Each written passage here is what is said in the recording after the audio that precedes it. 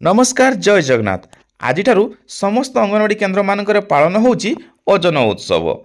यही ओजन उत्सव जनवरी 8 तारिख पाखु आरंभ हो 31 तारिख पर्यंत चलो।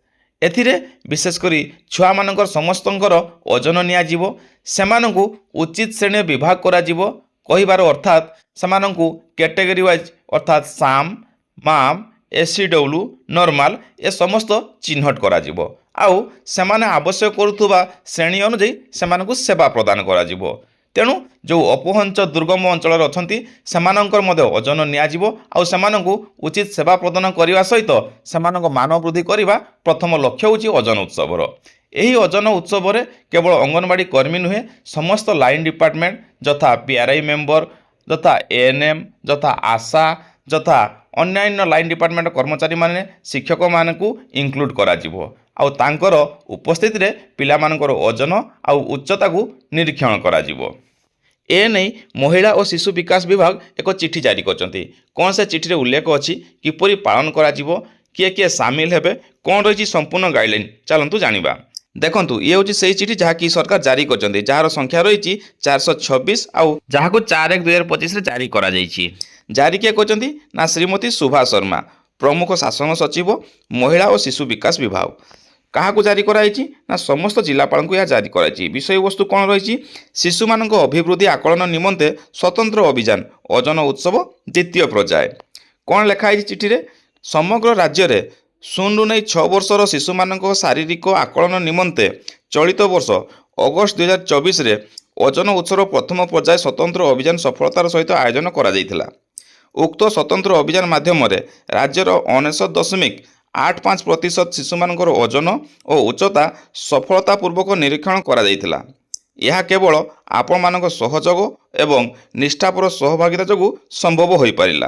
द्वितीय पॉइंट कौन उल्लेख कराई 6 वर्षर कम बयसर शिशु मानक पुष्टिकर स्थितिर नियमित निरीक्षण को मजबूत करने महिला और शिशु विकास विभाग ओडिशा सरकार तरफ ओजन उत्सव स्वतंत्र अभियान को आनुष्ठानिक भाव प्रचलन करा जाइछि।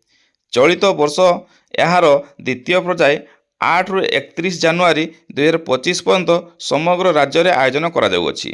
पूर्व पर्याय भली राज्य में पुष्टिहीनतार शिकार शिशु मानकु अतिशय पुष्टिहीन साम, मध्यम पुष्टिहीन माम एवं अतिशय स्वल्प ओजन विशिष्ट एसयूडब्ल्यू चिन्हट करी सठिक समय चिकित्सा एवं गोष्ठी स्तर में जत्न नवा यह स्वतंत्र अभियानर मुख्य उद्देश्य। यह व्यतीत छाड़ी जाइथिबा तथा अपहंच दुर्गम अंचलर शिशु मानक 100% ओजन और उच्चता आकलन उपरे विशेष गुरुत्व दिया जाइछि। 3 नंबर कौन लिखाई देखंतु अभियानर मुख्य कार्यकलाप राज्यर समस्त अंगनवाड़ी केन्द्र स्तर में पंचायत राज सदस्य महिला स्वयं सहायिका गोष्ठी एवं आशा कर्मी तथा महिला स्वास्थ्य कर्मी सहायता 6 वर्षर कम बयसर शिशु मानक शारीरिक अभिवृद्धि निरीक्षण पर उद्दिष्ट स्वतंत्र अभियान अंगनवाड़ी कर्मी मानक द्वारा संपादित करा जिवो। याकु किपरि कार्यकारी करिवे ता मध्ये तळे उल्लेख कराइछि। देखंतु शिशु मानक सठिक ओजन और उच्चता रेकर्ड करी सही दिन उक्त तथ्य को पोषण ट्राकर भरिबा सुनिश्चित करंतु। अर्थात जेउ दिन जेतिकी पिला मानकर ओजन और उच्चता माप कले से सठिक ओजन और उच्चता को पोषण ट्राकर एंट्री करंतु।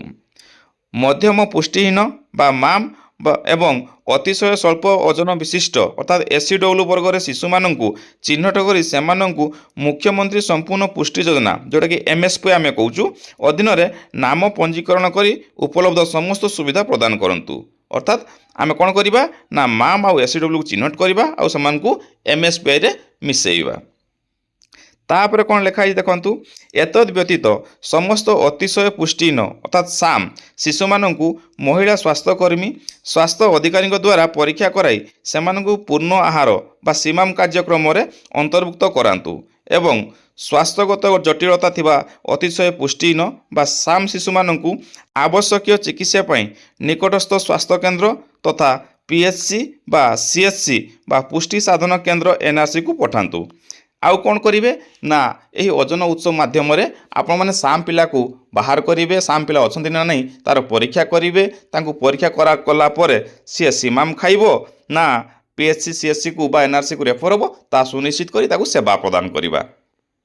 ତା ଛଡ଼ା କ'ଣ କରିବେ, ଗୃହ ପରିଦର୍ଶନ ଯେଉଁଟାକି ହୋମ୍ ଭିଜିଟ୍ ଏବଂ ପରାମର୍ଶ ମାଧ୍ୟମରେ ଛାଡ଼ି ଯାଇଥିବା ତଥା ଅପହଞ୍ଚ ଦୁର୍ଗମ ଅଞ୍ଚଳର ଶିଶୁମାନଙ୍କ 100% ଓଜନ ଓ ଉଚ୍ଚତା ନିରୀକ୍ଷଣ ସୁନିଶ୍ଚିତ କରାନ୍ତୁ ଏବଂ ସେମାନଙ୍କ ବିବରଣୀ ପୋଷଣ ଟ୍ରାକରେ ସୁନିଶ୍ଚିତ କରାନ୍ତୁ।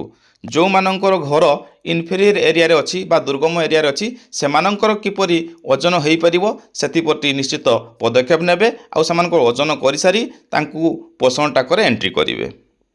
4 ନମ୍ବରରେ କ'ଣ ଲେଖା ହେଇଛି ଦେଖନ୍ତୁ, ତତ୍ ସମ୍ପର୍କିତ ସମସ୍ତ ସୂଚନା ପାଇଁ ଏକ ନିର୍ଦ୍ଦେଶାବଳୀ ବା SOP ସଂଲଗ୍ନ କରାଯାଇଛି। ଅବଶ୍ୟ ଏହା ଏକ ମାର୍ଗଦର୍ଶିକା ମାତ୍ର, କିନ୍ତୁ ଜିଲ୍ଲା ପ୍ରଶାସନ ନିଜ ନିଜ ସ୍ତରରେ ଆବଶ୍ୟକ ମୁତାବକ ସ୍ୱତନ୍ତ୍ର ଯୋଜନା ପ୍ରସ୍ତୁତ କରିପାରିବେ, ଅର୍ଥାତ୍ ଏହାକୁ ସଫଳ କରିବା ପାଇଁ ଜିଲ୍ଲା ପ୍ରଶାସନ ଅନ୍ୟ ପଦକ୍ଷେପ ମଧ୍ୟ ନେଇପାରିବେ। 5ମ ପଏଣ୍ଟ ଦେଖନ୍ତୁ, ଏଠାରେ ଏହି ଅଭିଯାନକୁ ସଫଳ କରିବା ପାଇଁ ଗତଥର ଭଳି ସମସ୍ତ ସହଯୋଗୀ ବିଭାଗଙ୍କ ସହାୟତାରେ ଆବଶ୍ୟକୀୟ କାର୍ଯ୍ୟ ଆରମ୍ଭ କରି 20 ଜାନୁଆରୀ 2025 ସୁଦ୍ଧା ସମସ୍ତ କାର୍ଯ୍ୟକୁ ସକାରାତ୍ମକ ଭାବରେ ସମାପ୍ତ କରିବାକୁ ଅନୁରୋଧ କରାଯାଉଅଛି। ଏଇ ହେଉଛି ସବୁଠୁ ବଡ଼ ଜିନିଷ, କାରଣ ଏଠାରେ କୁହାଯାଇଛି ଆପଣମାନେ ଚାହିଁଲେ ଅଲଗା ଲାଇନ୍ ଡିପାର୍ଟମେଣ୍ଟର ସାହାଯ୍ୟ ନେଇପାରିବେ ଆଉ ସେମାନଙ୍କୁ ମଧ୍ୟ ଡ୍ୟୁଟି ଆସାଇନ୍ କରିପାରିବେ, ଯେମିତି ଶିକ୍ଷକମାନେ ଅଟନ୍ତି, ANM ମାନେ ଅଟନ୍ତି, ଅନ୍ୟାନ୍ୟ ଅଧିକାରୀମାନଙ୍କୁ ମଧ୍ୟ ଆପଣ ଏଥିରେ ସାମିଲ କରିପାରିବେ। ବର୍ତ୍ତମାନ ଆମେ ଦେଖିବା 6 ନମ୍ବର। 6 ନମ୍ବରରେ 2 ଜଣ ପରାମର୍ଶଦାତାଙ୍କର ନମ୍ବର ଏଠାରେ ଦିଆଯାଇଛି। ଯଦି ଆପଣଙ୍କର କୌଣସି ଜାଗାରେ କନଫ୍ୟୁଜନ୍ ହୁଏ ତାହେଲେ ଏହି ନମ୍ବରରେ ଫୋନ୍ କରି ତାଙ୍କର ସାହାଯ୍ୟ ନେଇପାରିବେ। ତ ଏ ଥିଲା ସମ୍ପୂର୍ଣ୍ଣ ଚିଠି, ଆଉ ତାପରେ ରହିଛି SOP। SOPରେ କ'ଣ ଉଲ୍ଲେଖ କରାଯାଇଛି ଚାଲନ୍ତୁ SOP ମଧ୍ୟ ଦେଖିବା।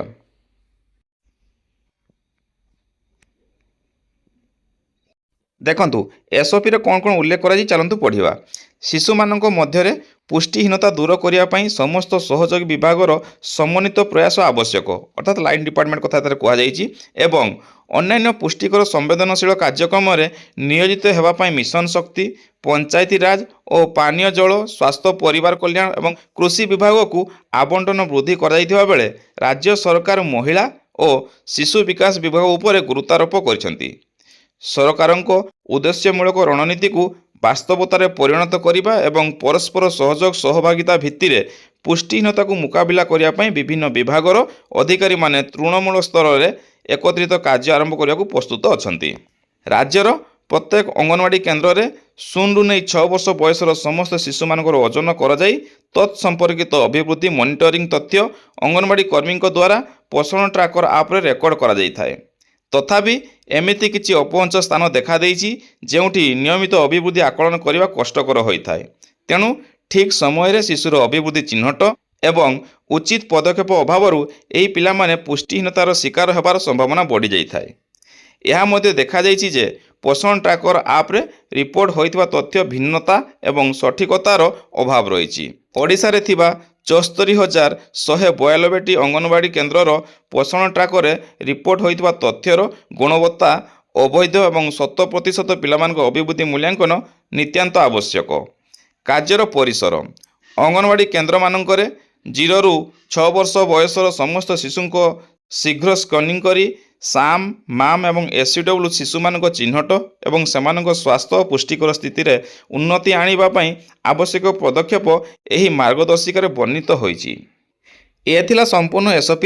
ତାପରେ ଯଦି ଆପଣ ତଳକୁ ଲକ୍ଷ୍ୟ କରିବେ ଜିଲ୍ଲା ସ୍ତର ପାଖରୁ ଆରମ୍ଭ କରି ବ୍ଲକ ସ୍ତର ପର୍ଯ୍ୟନ୍ତ କିପରି ଏହାକୁ କାର୍ଯ୍ୟକାରୀ କରାଯିବ ତାହା ଏଠାରେ ଉଲ୍ଲେଖ କରାଯାଇଛି। ଏଠାରେ ଗୋଟେ ଜିନିଷ ମନେ ରଖିବେ, ଅଙ୍ଗନବାଡ଼ି ଦିଦିମାନେ ଅନ୍ୟାନ୍ୟ ଲାଇନ୍ ଡିପାର୍ଟମେଣ୍ଟ ଅଫିସରଙ୍କ ପାଖରେ ଥିବା ଅବସ୍ଥାରେ ପିଲାମାନଙ୍କର ଓଜନ ଆଉ ଉଚ୍ଚତା ନେବେ ଆଉ ତାକୁ ପୋଷଣ ଟ୍ରାକରେ ଏଣ୍ଟ୍ରି କରିବେ। ତା ସହିତ ସେମାନେ ଯେଉଁ କ୍ୟାଟେଗୋରୀରେ ଯାଉଥିବେ ତାଙ୍କୁ ଉଦ୍ଦିଷ୍ଟ ଥିବା ନିର୍ଦ୍ଦିଷ୍ଟ ସେବା ତାଙ୍କୁ ଯୋଗାଇ ଦେବେ। ତେଣୁ ଓଜନ ଉତ୍ସବ ନିଶ୍ଚିତ ଭାବରେ ଏକ ଯୁଗାନ୍ତକାରୀ ପଦକ୍ଷେପ, ଯାହାଦ୍ୱାରା ସମସ୍ତ ପିଲାମାନେ ସେବା ପାଇପାରିବେ, ସେମାନେ ଅଧିକ ଅଭିବୃଦ୍ଧି ବିକାଶ ଘଟିବ ସେମାନଙ୍କର। ତେଣୁ ସମସ୍ତେ ମିଳିମିଶି ଏହି ଓଜନ ଉତ୍ସବକୁ ସାମିଲ ହୁଅନ୍ତୁ ଆଉ ସଫଳ କରାନ୍ତୁ। ବିଶେଷ କରି ଅନ୍ୟାନ୍ୟ ଲାଇନ୍ ଡିପାର୍ଟମେଣ୍ଟ ମାନେ ମଧ୍ୟ ଏଥିରେ ସହଯୋଗ କରିବା ଅତ୍ୟନ୍ତ ଆବଶ୍ୟକ ଅଟେ। ତେଣୁ ଆଶା କରୁଛି ଆପଣ ସମସ୍ତଙ୍କୁ ଏହି ଭିଡ଼ିଓଟି ପସନ୍ଦ ଆସିଥିବ। ଯଦି ପସନ୍ଦ ଆସିଛି ନିଶ୍ଚିତ ଭାବରେ ମୋ ଚ୍ୟାନେଲକୁ ଲାଇକ୍ ଏବଂ ସବସ୍କ୍ରାଇବ୍ କରିଦିଅନ୍ତୁ, ଯାହାଦ୍ୱାରା ଆପଣମାନେ ପ୍ରତ୍ୟେକ ଥର ଏଇଭଳିଆ କିଛି ଇନଫର୍ମେଟିଭ୍ ଭିଡ଼ିଓ ପାଇପାରିବେ। ପୁଣି ଦେଖା ହେବ ଆଉ ଗୋଟେ ଭିଡ଼ିଓରେ। ଜୟ ଜଗନ୍ନାଥ।